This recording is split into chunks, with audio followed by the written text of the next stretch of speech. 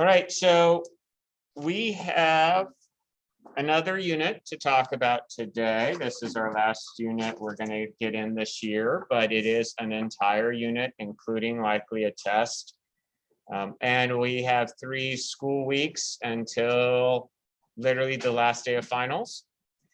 And so things are coming to an end quickly. I am trying to say that to scare you into thinking you got to be sure you keep up with your work and stay strong to the end, because that's what I want. I would love nothing more than all of you to have an 85 or above average at the end of the semester and be able to be exempt from your final and know that you're good to go with that. I hope that works out, but only you can make that work out. So be sure you finish strong. In the classroom, I'm going to pass out the notes page for these notes.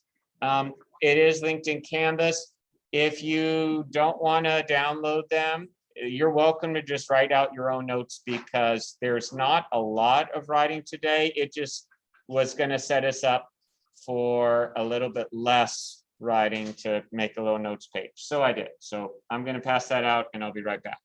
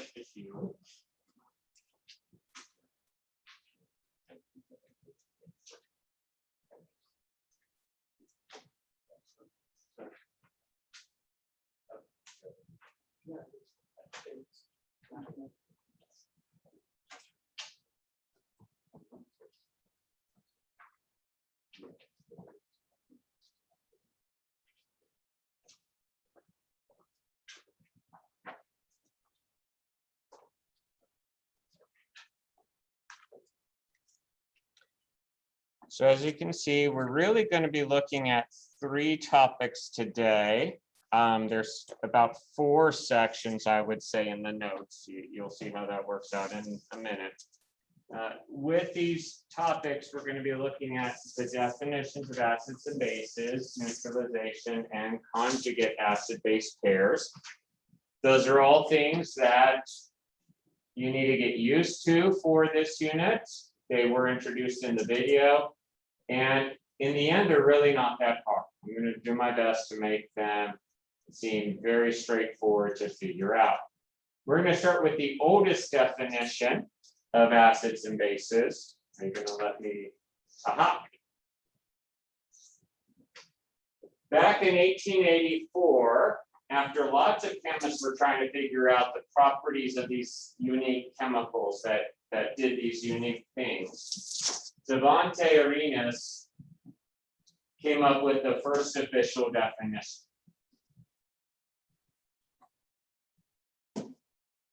He said acids are things that can ionize, break apart, to give H+ ion. So ever since this time, we look for acids being a compound with H in it, hydrogen. And to designate that this is an acid, most of the time we even write that H in the front of the compound, even though that's not necessarily where it is in the compound. So it is often a big clue to see an H in the front of the compound. That is very strong clue it's going to be an acid. He said bases are going to ionize to give off hydroxide ion. Now look at the charge on the hydroxide. What do you see? It's negative. Do you remember me saying that many times this year we always write the positive part in front and the negative part at the back? That means if a compound's a base, according to Arena's definition, that OH will be at the end of the compound. We will see it there at the end. So it works out pretty well. An acid, we would see an H at the beginning because it ends up positive. And the base, we're going to see the OH at the end, and it ends up negative. And that's going to be big clues of what's an acid base. So I've got some examples here for you. So here's a compound of HCl. When it's dissolved in water and it ionizes, here is the product that gives us H plus and Cl minus. What would that make HCl? Acid. It would make it an acid. Now, please note, this is a little different than some other things we've talked about. It doesn't have to have ionized to be an acid. It just has to have that H. So that's all. So we're keeping it simple. If it has H, it's an acid. Now I have a compound NaOH. When it dissolves in water, it will ionize to give us those two products. What would we call NaOH then? A base. Yeah, a base. So the first one is the acid, the second one is the base. And when I ask you to identify as the following an acid or a base, that's all you're going to need to do with Savante's definition. You just need to say, oh, look, I see an H, it's going to be an acid. I see an OH, it's going to be a base. And the good news is there would be something with both, so you're not going to have any like trick questions going on. It'll be one or the other.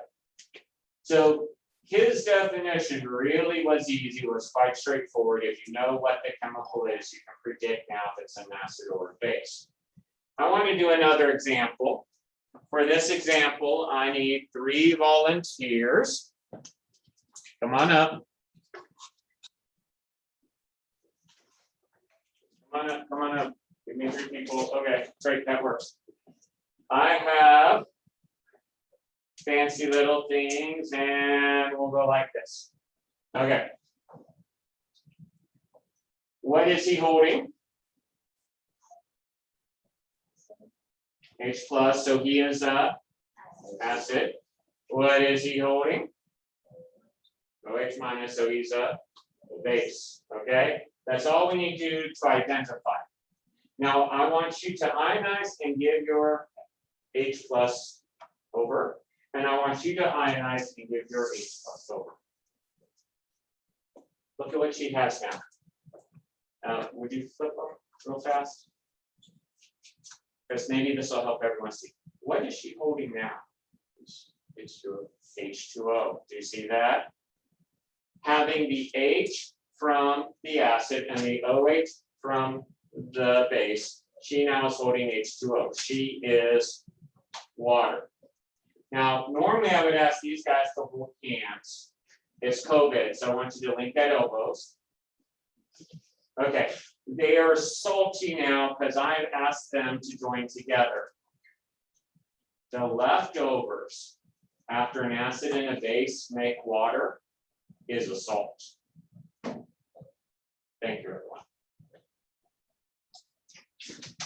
So identifying an acid and a base is not that difficult with these definitions, with this definition. When the acid and the base both react together, when you put them in the same container in the right ratio, they will neutralize each other. I just showed you a neutralization reaction up here. What 2 things were made? We had someone who became water, and the leftovers, when linked together, were a salt. Every time you neutralize an acid with a base, you form salt water. Now, it doesn't have to be sodium chloride table salt in the water. For a chemist, salts are any ionic compound. But that is why they neutralize each other. An acid is certainly not neutral. A base is certainly not neutral. They form water, which is neutral, and they'll form a salt, which is neutral. So we call it neutralization. Now, for complete neutralization, you have to have exactly the right amounts of acid or base. If I have a little bit of base and I have a ton of acid to it, it's not going to neutralize. It's going to still be very acidic. But if I have equal moles of acid and equal moles of base, I do get a completely neutral solution. So let's go through some examples of this, because I'm going to ask you to do this in one of your practices today. I'm going to ask you to predict the products. In the practice, it's going to be fill in the blank sort of thing. You'll see when you get there. But I have I have HCl and I have NaOH. What two things are made? NaCl and H2O. Okay, so we get water and a salt, and I want to write water this way as HOH, and I'll show you why. That H came from this H, right? This OH came from this OH. What are the leftover pieces? We have an Na, and the positive part goes first. That's why I'm writing the Na first. And the Cl, negative part goes second. That's why I'm writing it second. There we go. Now, before I finish, though, I want to be sure it all balances. One H with one H. Okay, so like one H and one H, that balances. One Cl, that's balanced. One Na, one OH, one OH. Okay, so it is all balanced with ones. Does it make sense how we figure out the salt? Because what did I say a few minutes ago? Doesn't have to be NaCl. Let's try this next example. H2SO4 and LiOH. I like to do the easy part first. What must we always make that I know the formula for? Water. But I am again going to write the water as HOH. Okay. Now instead of scribbling, I'm just going to underline. I use the OH with the OH, right? I use up the H with the H. What are my leftover pieces?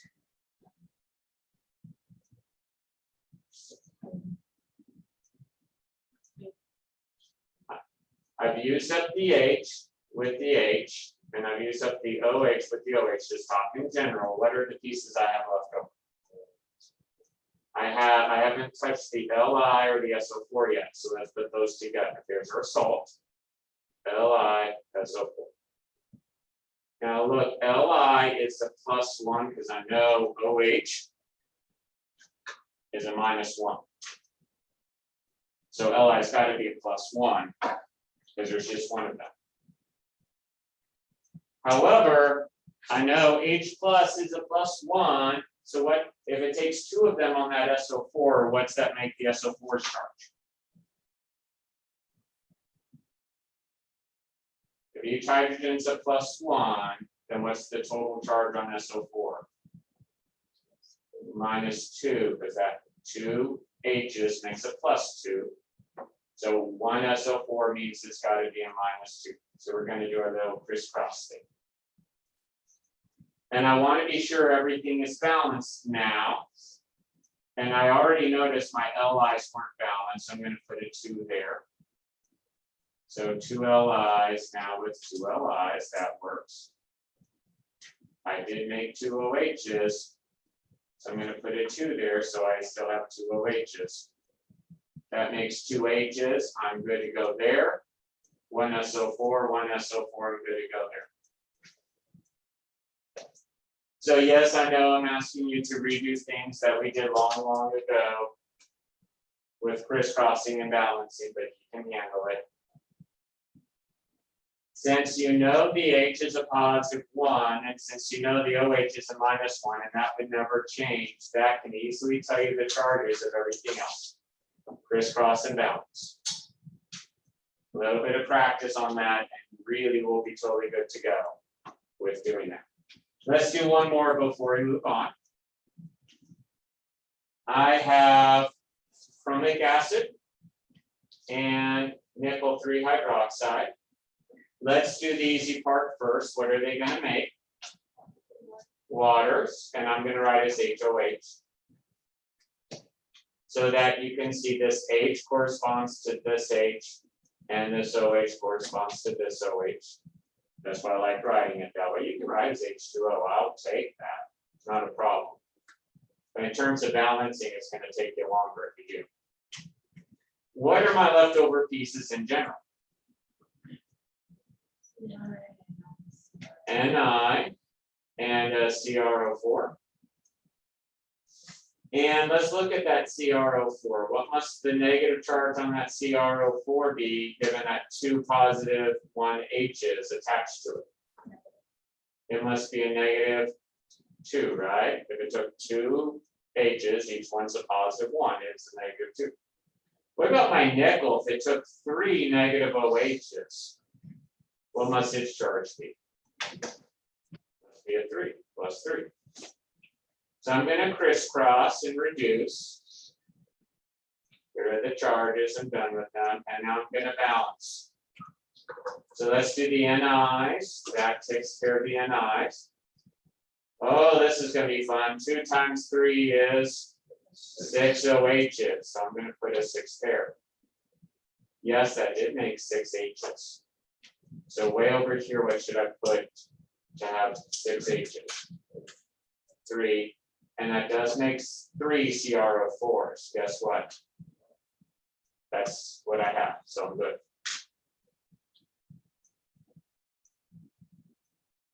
So not only should you be able to predict that an acid and a base with the Arrhenius definition will make salt water and know it's water and a salt, you should be able to know what that salt is and balance the reaction. It'll probably take a little bit of practice for all the balancing we did to come back to you, but with some practice, it will. So don't worry about it, but of course, ask for help if you get stuck, if you're doing that practice. So that's the Arrhenius definition. It's the simplest of the two. That is the way that we show neutralization. An Arrhenius acid and an Arrhenius base makes water and a salt, or salt and water. Doesn't matter what order. Okay, same thing. Second definition, and the good news is we only have to do 2 definitions. It's all that's required by the state. It's all that's required by the AP exam. So we really are good with just 2 definitions. If I remember correctly, don't ask me how long ago this was, but as I was doing my master's degree, and I was starting out my graduate level courses in acids and bases, we started discussing all the different definitions, and I'm pretty sure we were up to 6 different definitions. So part of it was figuring out what every definition said. What you're going to see with Bronsted-Lowry is what's true of all the other definitions. Every time we get a new definition, it broadens the amount of compounds that we can classify as acids and bases. So we need new definitions when we discover compounds and we're like, it seems to be an acid or a base, but it doesn't have these particular features that these other definitions have used. And so therefore we need to update our definitions. So according to Bronsted-Lowry, so you can see this 1923, so quite a bit of time after Arrhenius. Acids give off H. Now let's hold up right there. What did Arrhenius said acids do? They give off H+. And Bronsted-Lowry are saying acids give off H+. So good news. Same exact definition for acids. They did not change that. What they changed was the definition of a base. Bases accept H+. So now they don't have to have hydroxide. It can be a compound without hydroxide that somehow still accepts that H+. I've got examples for you. I do want to say this, if a compound has hydroxide, that hydroxide will accept H+, so they still count. But now there's compounds that don't have hydroxide to begin with. So it does work out just fine. So let's look at some examples. Now, first off, just with basic definitions, I picked a reversible reaction here. I start out with ammonium ion, and when ammonium ion dissolves in water, it will give off H plus and then H3. What does that make ammonium ion? It is an acid because it will give off that H plus. After giving off the H plus, it makes ammonia.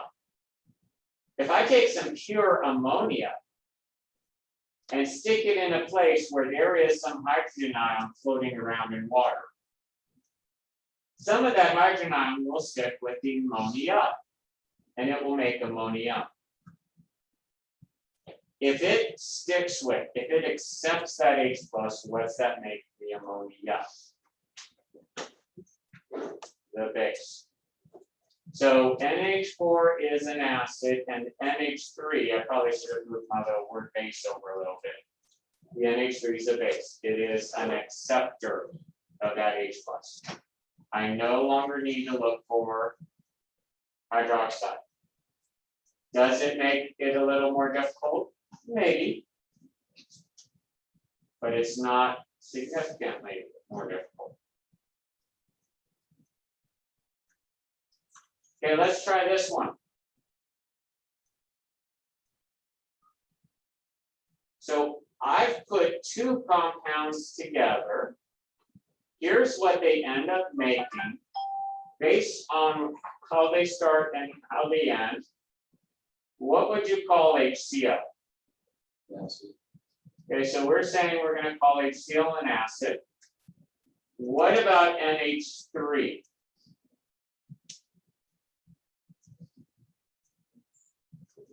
Okay, let's call NH3 a base. Now I'm going to ask a really tough question. Why? What does HCl become on the other side of the arrow? It becomes a Cl minus, right? What is the change? Well, it's lost an H, hasn't it? It's actually lost an H plus. That sounds like an acid, an H plus giver, an H plus loser, an H plus donor, something that gives it away. Let's look at the NH3. What does it become? NH4 plus. So to go from NH3 to NH4 plus, what's been added into it? An H plus. Oh yeah, that makes it a base. It has accepted that H plus, that proton. It is a proton, an H plus acceptor, if it goes from that. So yes, you're correct. HCl is the acid, NH3 is a base. The only way to figure that out is to look at how do they start, how do they end, and see what kind of change has occurred. Okay, let's try this one.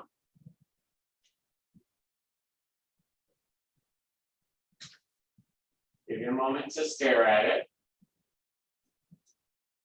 Again, you gotta look at where it starts at and how it ends. Okay, so let's jump to the last part first, the reason. What does Cl minus become? HCl. To go from Cl minus to a neutral HCl, has an H plus been added or given away? Added. Now those are the only two choices. So you can ask yourself that question. Has an H plus been added or given away? You said added. If it adds an H plus, what's that make it? Makes it a base. Now let's look at NH4 plus becoming NH3. What has happened to it? Lost an H plus. Anything that loses, that gives away, that donates an H plus or a proton is a what? Acid. So there we go. So in this case, Cl minus is the base, NH4 is the acid. All right. So I'm wondering if you notice this. Go back to examples. What did we label HCl? Acid. Acid. What did we label NH3? Base. Base. What did we label the Cl minus? Base. Base. And what did we label NH4? Acid. Acid. Now let's connect. What did HCl become? Cl minus, and what did NH3 become? NH4 plus. Do you see what just happened? An acid became a base, and a base became an acid. When you have Bronsted-Lowry acid bases, this always happens. Always, always, always happens. So we have a fancy name for it. We call them conjugate acid base pairs. Okay? Now please note, when I say pairs and I say conjugate acid base pairs, I'm talking about here would be a pair, the HCl and the Cl minus, one from each side of the arrow. And here would be a pair at the NH3 and the NH4 plus, one on each side of the arrow.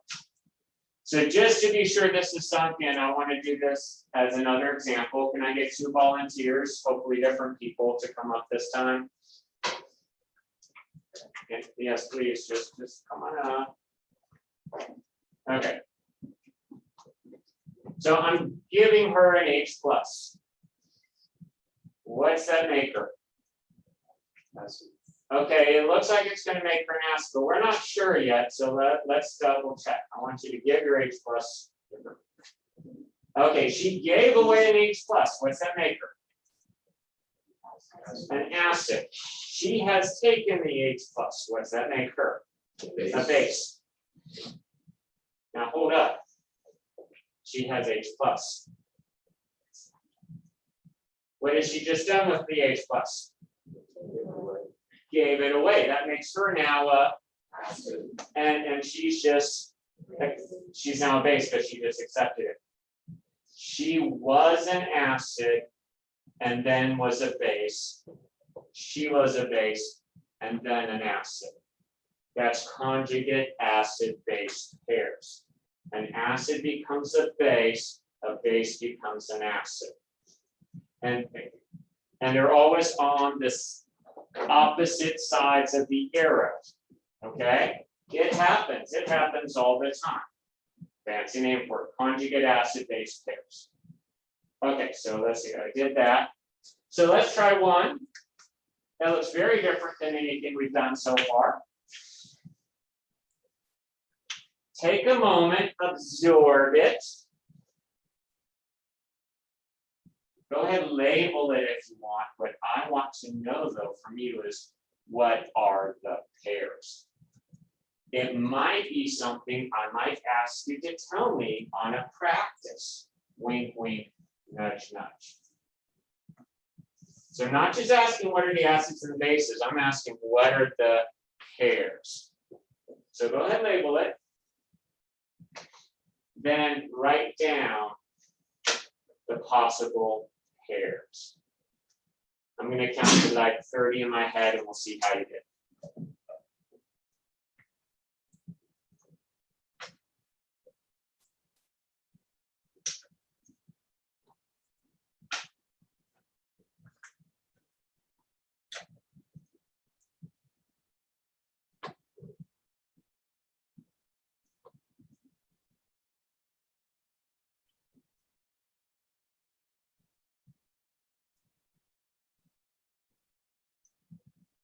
Okay, let's just start with some labeling. What would you label H2SO for?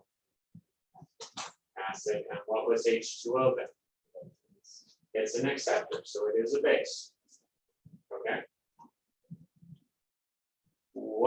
This is kind of a curious question because it looks like it still has H in it, but what does HSO4 negative end up being? Ends up being a base, and then what's the H3O plus hydronium ion here? What's it end up being? An acid. Okay, so what's my possible pairs? H2SO4 and HSO4 minus. That's one acid base pair.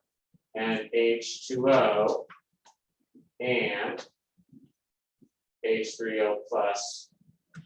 That's a second possible acid-base pair. So again, a conjugate acid-base pair is one from each side of the arrow, and one must be a base, one must be an acid. The order doesn't matter, but that's what must be true. How'd you do it? Did you get that? Is it starting to make sense? Okay. So as you practice this in Canvas in class time, which is actually where I am recommending you start today, we'll get to that in a few minutes.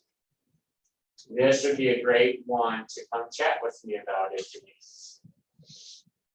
Usually with a little bit of practice, students start picking it up. But again, notice what I did. I started by just observing what was happening. I observed what happened on the left side of this arrow compared to what happened on the right. And then in my mind, I reversed the arrow. And I said, well, what would be the change going from the right to the left? And that's how I was able to label everything.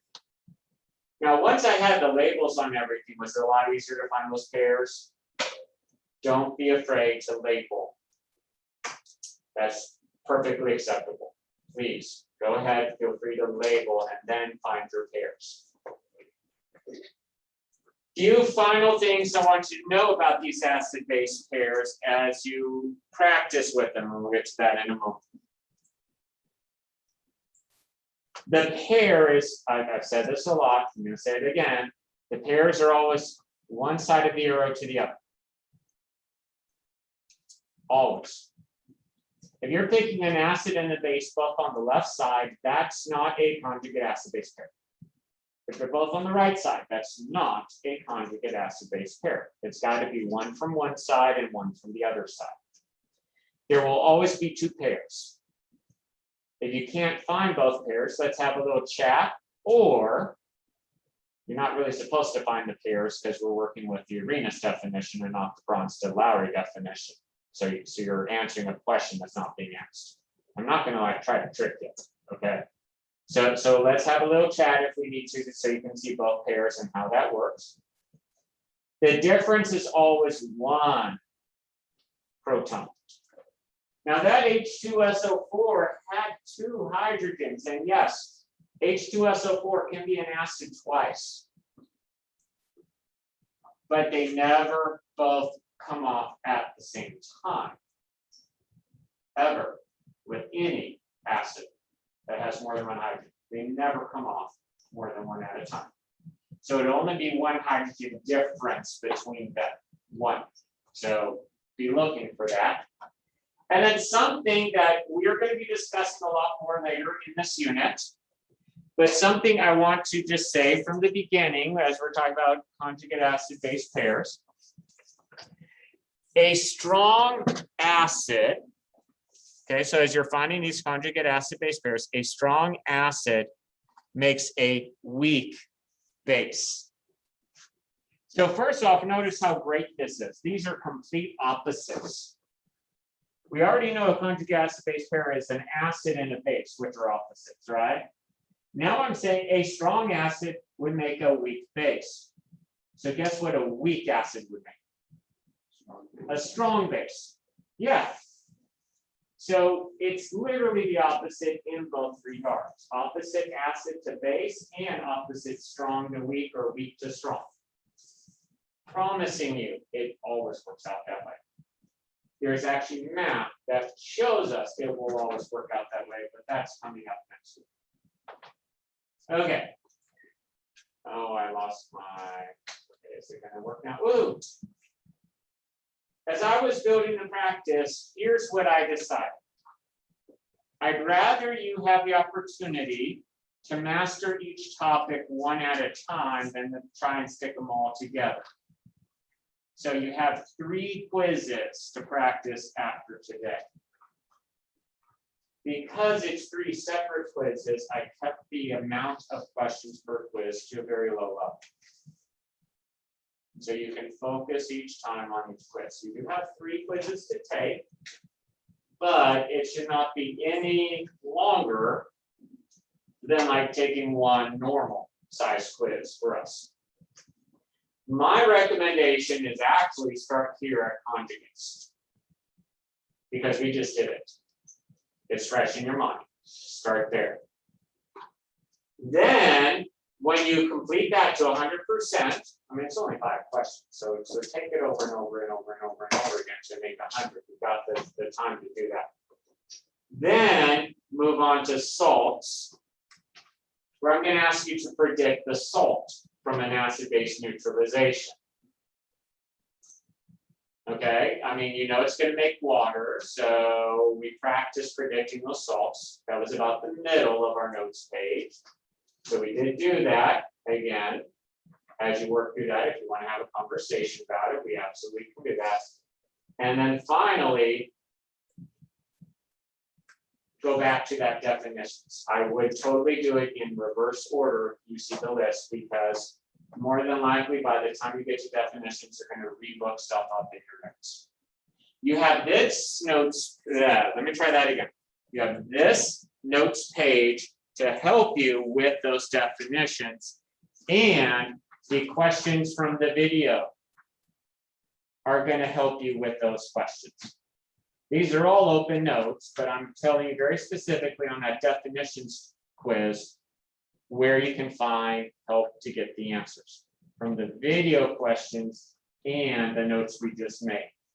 So if you've turned in your video questions, I'm about to pass those back to you. They've been great. I'll pass them back to you, and you keep them as part of your notes. If you've not yet done the video questions and turned them in, then I don't know what you're waiting for. Take care of them tonight so you have that background so you can be successful on that definitions. So we've got about 10 minutes left today. Let's put that to good use. I would again start working with that conjugates bank. And then from today to tomorrow, be sure you've got all your notes ready and that you're working then on salts and definitions. All 3 of these should be hundreds as you go into the weekend. So be certain you're taking care of them. There's no good reason not to have all 3 as hundreds by the time we're done with class tomorrow. Please let me know if I can be of any help as you work through these. That's why we take time in class, so we can have good conversations about them. Let's do that. Go for it. Make it happen.